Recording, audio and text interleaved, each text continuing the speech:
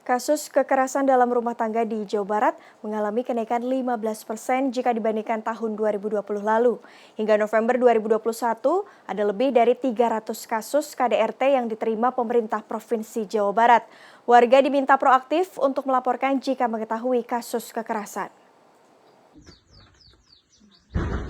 Pada pertengahan Desember, Satuan Reserse Kriminal Polrestabes Bandung meringkus seorang pria berinisial B setelah sebelumnya melakukan aksi kekerasan terhadap istrinya.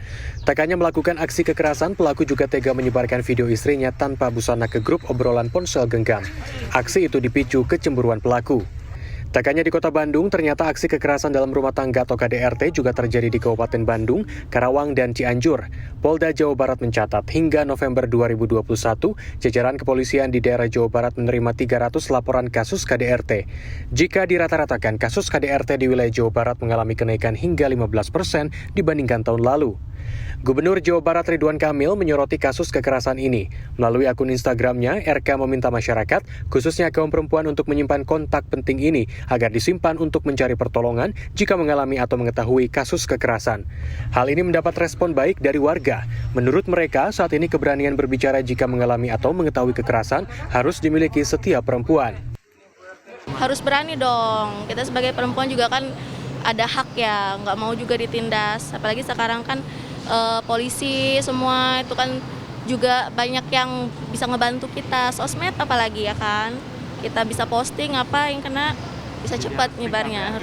Kalau buat saya pribadi sih berani ya, karena kalau buat aku tuh kasihan sih sebenarnya gitu para wanita yang kemudian mengalami kekerasan seperti itu dan terbelenggu gitu kan. Tapi nggak tahu bagaimana cara jalan keluarnya. Jadi kalau buat aku sih akan lebih banyak membantu sih sebenarnya. Saya mencoba untuk menghubungi dua nomor hotline yang disampaikan oleh Gubernur Jawa Barat Ridwan Kamil dalam akun Instagramnya. Saya menghubungi nomor 129 dan nomor 0852 2220 6777. Lebih dari 2 kali saya coba kontak, kedua nomor tersebut memang terhubung namun tidak ada respon. Ya, tadi saya sudah mencoba menelpon dua nomor yang kemudian disampaikan oleh pemerintah Provinsi Jawa Barat jika terjadi ataupun ingin dilakukan pengaduan dari warga kepada pemerintah Provinsi Jawa Barat, terutama jika terjadi kekerasan yang dialaminya. Namun kedua nomor telepon tersebut tidak memberikan jawaban apapun, bahkan saya sudah melakukannya ataupun menghubunginya beberapa kali dengan durasi yang cukup lama.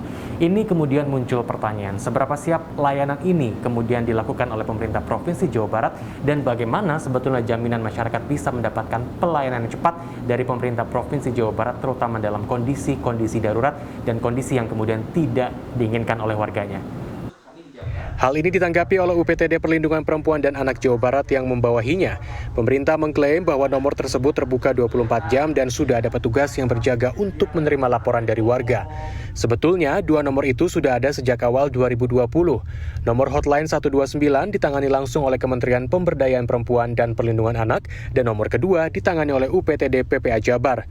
Kepala UPTD PPA Jabar mengakui butuh ketelitian untuk memastikan laporan yang diterima valid, karena menurutnya tidak sedikit juga mereka kerap menerima laporan palsu.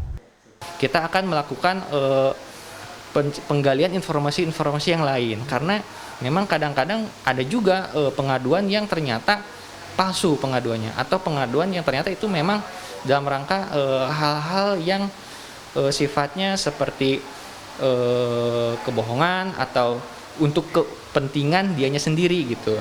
Nah, itu akan kami gali lagi. Kita akan undang beberapa pihak yang berkaitan dengan pengaduan tersebut, dan untuk langkah-langkah penanganannya kita selalu berkoordinasi dengan pihak-pihak lain yang membantu dalam rangka penyelesaian kasus tersebut.